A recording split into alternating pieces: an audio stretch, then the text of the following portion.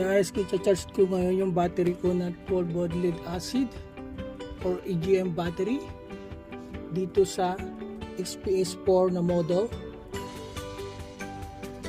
So 4 amp 1 back marine battery charger na siya at saka waterproof pa. So through long on short term storage siya, safe siyang gamitin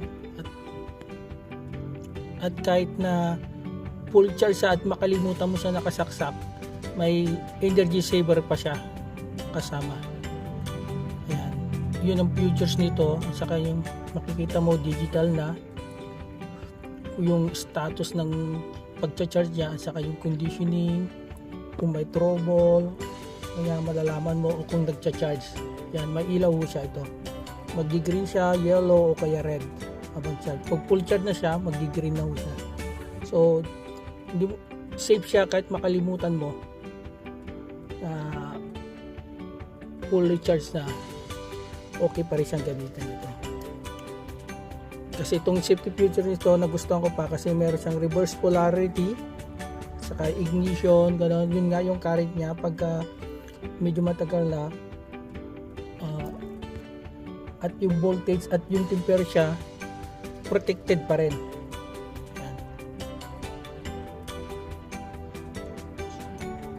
Ano ko yung niya, reverse polarity, very important sa akin to kasi para ma-avoid natin yung mga components ng electronics niya, yung kinakabit natin dyan o kaya yung ma-avoid natin yung cause ng damage ng transistor o kaya yung mga diodes. Yan. May ignition safety features na rin siya para sa battery niyan makatulong sa pag-combustion o yung pag-produce ng high voltage. Ayan.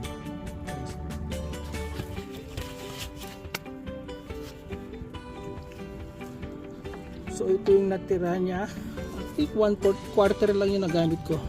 Ayan, meron tayong min quota na charger tester na.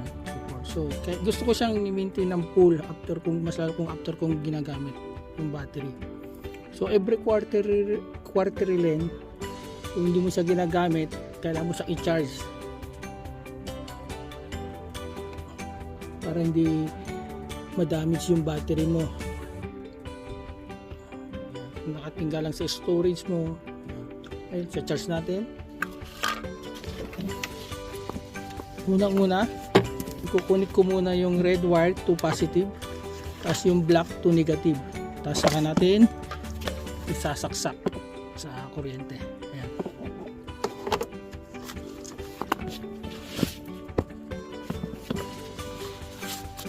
So guys, bago yung kunik sa battery, mahalaga na linisin nyo muna tong battery nyo. Tanggalin nyo yung potassium hydroxide nya kasi napaka-dangerous yan. Ayan, dapat malinis ho siya. Ito muna ang positive ang i-connect. Then yung negative.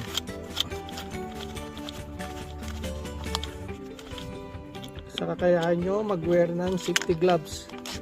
Saka eye protection na rin.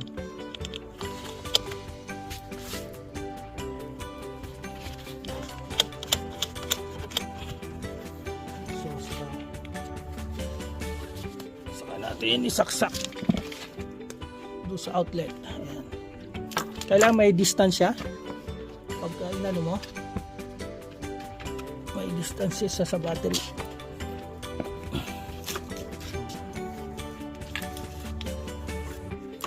Medyo away siya, hindi siya pwede magkalapit.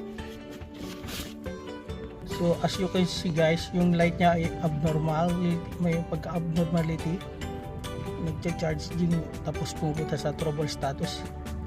Yan, meaning dapat stable ang red niya, kaya kailangan natin siyang i-disconnect ulit. So guys, ganyan dapat siya, stable yung charging niya na red.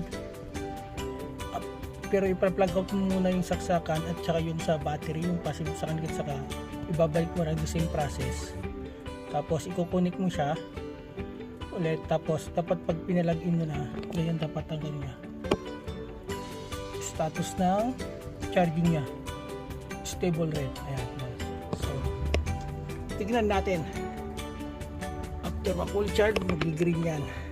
Yan, yan. Yung auto marine niya, yung energy saver yan kung nakikita nyo. Yan. So guys, ganyan siya pagka auto maintain or full charge na siya. Yan, nag-energy saver sa. Don't worry guys kung sakaling na makaligtan nyo. Kasi ito XPS 4 ay meron siyang energy saver. Yan, full charge na. Kinig ko na. Pwede na siyang tanggalin. Full charge na siya. Guys, mahalaga na after mong gamitin yung battery, yung EGM o lead acid battery, full volt blooded, na pag ginamit mo, i-charge mo siya kagad. Tapos masaspadyo, i-full charge mo siya. Kahit hindi mo siya ginagamit, pag natingga siya every quarter of the year, lagi mo rin siyang ipo-full charge kasi nadi-discharge din kahit hindi mo siya ginagamit. So guys, subscribe to my channel, like and share, comment down below. Peace on earth!